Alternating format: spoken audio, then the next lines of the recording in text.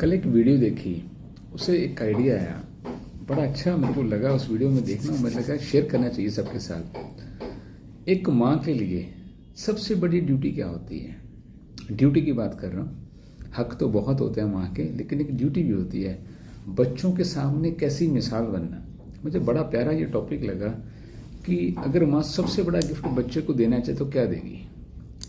मुझे लगा सबसे पहली बात है वो माँ खुद खुश रहती है कि नहीं, माँ खुद हेल्दी है कि नहीं। ध्यान से समझना इस बात को। अगर एक बच्चे के सामने उसकी माँ रोती है, गुस्से में है, फ्रस्ट्रेटेड है, उदास है, डिप्रेशन की दवाइयाँ खा रही है, फिट नहीं है, ओवरवेट है या अंडरवेट है या दवाइयाँ चलती रहती हैं, तो बच्चों के सामने क्या मिसाल पेश की।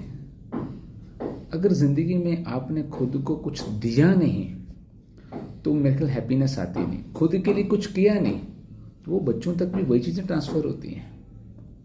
आपको अपने लिए कुछ करना हो या ना करना हो लाइफ में, याद रखना, लेकिन बच्चों के आगे मिसाल बनने के लिए आपको कुछ करना पड़ेगा। जो लेडीज़ एम्बिशियस होती हैं, अगर शादी के पहले सभी मोस्टली एम्बिशियस होते हैं, कुछ करना है, अपने पैरों पर खड़े होना है। शादी हो गई, बच्ची हो गई, कुछ के तो अरमान ही मर जाते हैं, कुछ हालात ऐसे होते कि कर नहीं पाते, बट आपको रास्ता निकालना पड़ेगा, आपको करना पड़ेगा। ये आपकी ड्यूटी है, अपने ना से आपके सामने आपके बच्चों के लिए और आसपास जितनी लड़कियां एम्बिशियस हैं उनके सपने कायम रखने के लिए आपको मिसाल बनना पड़ेगा। ये बहुत बड़ी ड्यूटी है। मेरे देखे 35 साल की एज के बाद मैंने बहुत कम हाउसवाइफ्स को खुश देखा होगा। डिग्री ऑफ डिप्रेशन का फर्क होगा, लेकिन मैंने सभी को मोस्टली डिप्रेशन में देखा है। किसी को 5% डिप्रेशन होगा, किसी को 80% होगा, लेकिन एक होता है ना नेचुरल मुस्कुराहट, ये बहुत कम लेडीज में मैंने पाई। इसके रीजन जो मुझे समझ आता, that is absence of growth. Growth नहीं होती लाइफ में, कहीं बढ़ नहीं रहे किसी भी डायमेंशन में हो, physically, mentally, emotionally, financially, spiritually, आप किसी भी फील्ड में लो, ग्रोथ रुकी होती है। और मेरी देखे जो मेरा तजुर्बा बोलता है, जब भी कोई टेंशन आती है, एंजाइटी आती है ना, कुछ केमिकल्स रिलीज होते हैं बॉडी में। वो केमिकल्स ना तो एक्सप्रेस हो पाते हैं, यानी आप बाहर अपना वो वेदना प्रकट भी नहीं कर सकते, वही अंदर बस के सप्रेशन करती है, वही गांठें बनाती है, ट्यूमर्स, पॉलिप्स, सिस्ट, ये सब बीमारियां पैदा करते हैं। इसलिए मैं ट्यूमर्स, कैंसर्स, ये सबसे ज़्यादा लेडीज़ में होते हैं। कई गुना मर्दों से ज़्यादा लेडीज़ कैंसर का शिकार होती है, ट्यूमर्स का शिकार होती हैं। ये कोई सोच भी नहीं पाएगा कि इसका सोर्स यहाँ से भी हो सकता है। तो समझना पड़ेगा, एक हेल्दी सोसाइटी के लिए एक हेल्दी वुमेन बहुत इंपॉर्टेंट है। Healthy by mind also, by body also. तो आपको समझना पड़ेगा ये बात।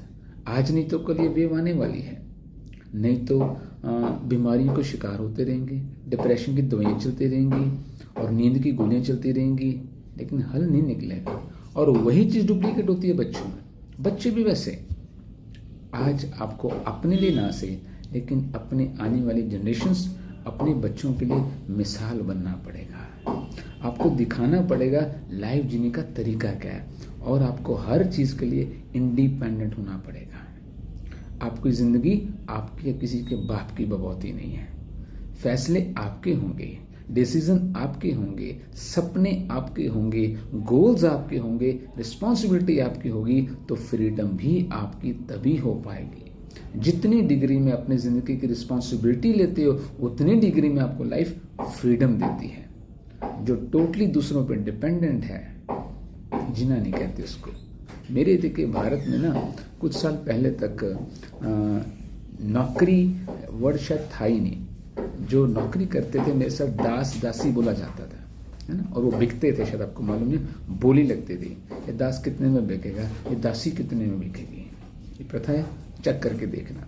राजा हरिश्चंद्र के इतिहास में ये बात आती है।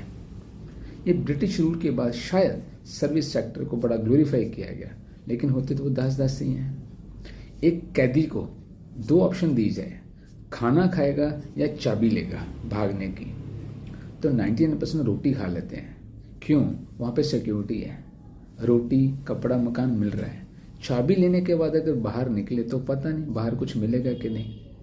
इसी डर से सारी उम्र वो रोटी पे रहता है, चाबी छीटता ही नहीं है। क्या इसी में हाउसवाइफ्स नहीं आती, इसी कैटेगरी में?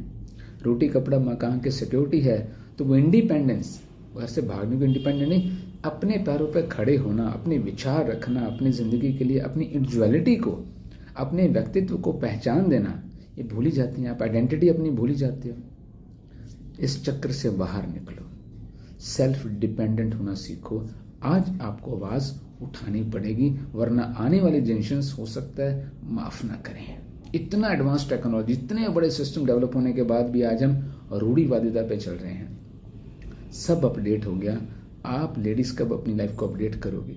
कपड़े अपडेट हो गए, गाड़ियाँ हो गई, मोबाइल हो गए, टीवी हो गए, लेकिन लाइफ आपकी नहीं हुई, क्योंकि आपने इस तरह सोचा ही नहीं है कभी। ग्रोथ फैक्टर लेके आओ अपनी बॉडी में, अपनी लाइफ में, किसी भी फील्ड में ग्रोथ हो, but growth is at the most important. ये वर्ड जिस दिन आपकी लाइफ में आ गया, आपको पास्ट भूल जाएगा, आपको आज की टेंशन्स वो तंग नहीं करेंगी। जिस दिन आप ग्रो करोगे, आप सामने, जैसे कार होती है, एक बैक मिरर होता है, एक सामने का शीशा होता है। सामने का शीशा देख के कार चलाई जाती है, बैक मिरर पे नहीं। जिस दिन आपने ग्रोथ फैक्टर के ऊपर फोकस कर लिया, आपकी आंखें सामने के शीशे से आगे फ्यूचर को देखेंगी, पास्ट को नहीं।